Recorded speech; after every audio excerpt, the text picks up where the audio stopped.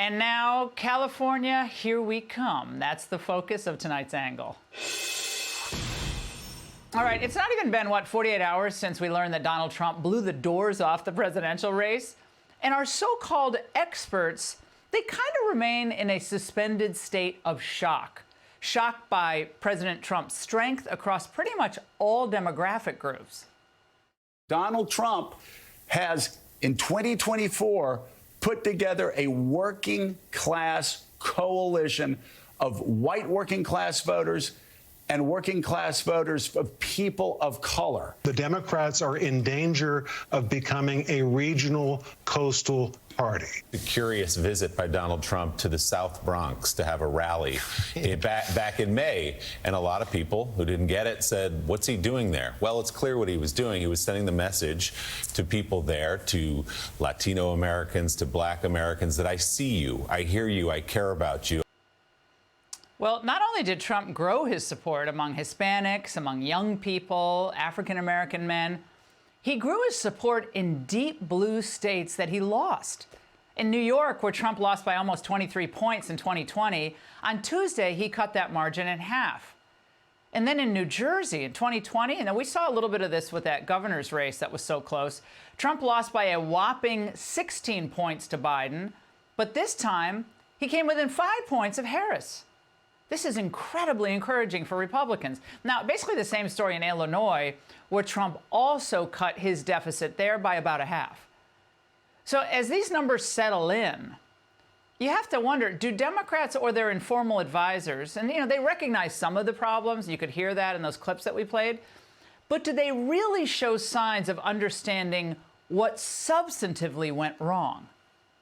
Trump was very good at sending cultural signals. Virtually every Democrat I've talked to has said, we cannot win if our people are not on these podcasts, these bro podcasts. They're on TikTok, and whether it's teenagers or college kids or people in their 20s, and Donald Trump is a superstar. We gotta on that watch stuff. this. And it's not about politics. It's not about policy. It's about a pop cultural movement. Again, I don't want to beat up on people who lost this race, but that's a total misreading of the situation. The only reason Trump could have those moments, those viral moments, is because he, in fact, offered the right policies. And he had a fantastic record on inflation, on wages, and the border. And as for sending cultural signals, well, that wasn't it either. He spoke to the real concerns of people. He didn't just say, I care about you. He spoke to their concerns, and then he took it a step further because he advanced common sense solutions.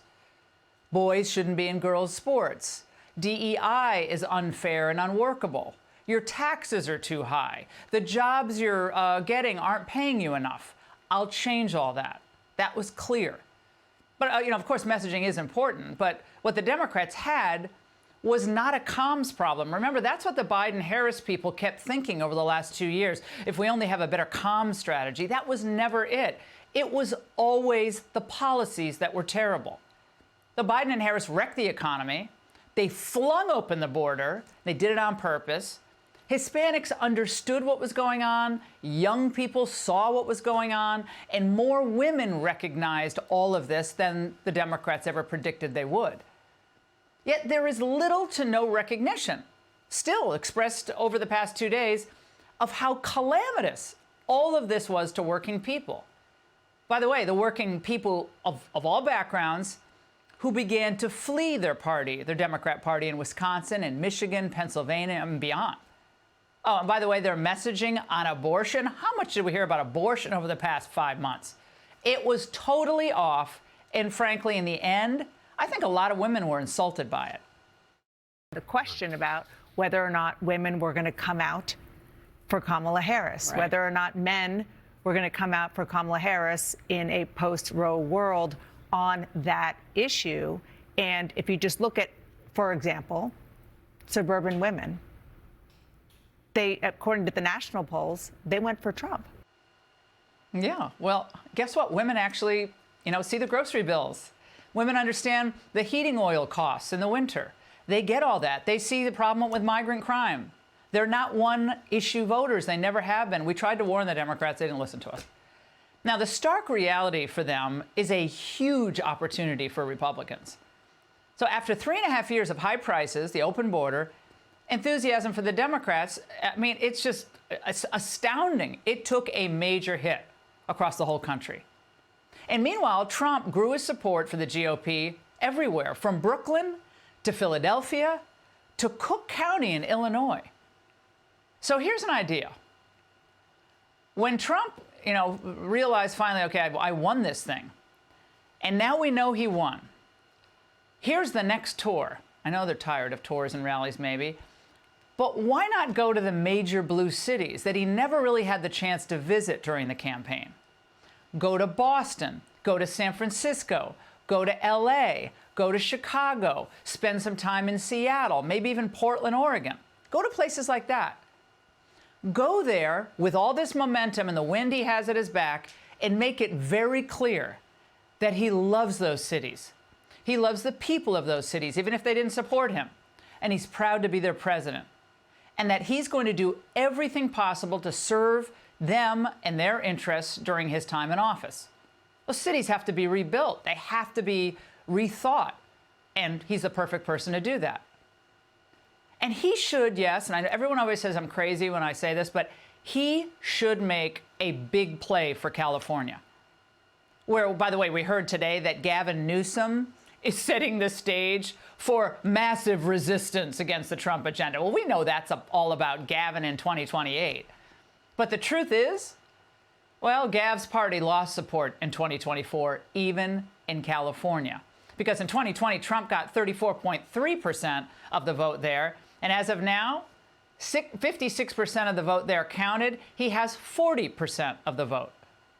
So I think the time has come to really go after the vote in California in a common sense, populist, attractive way.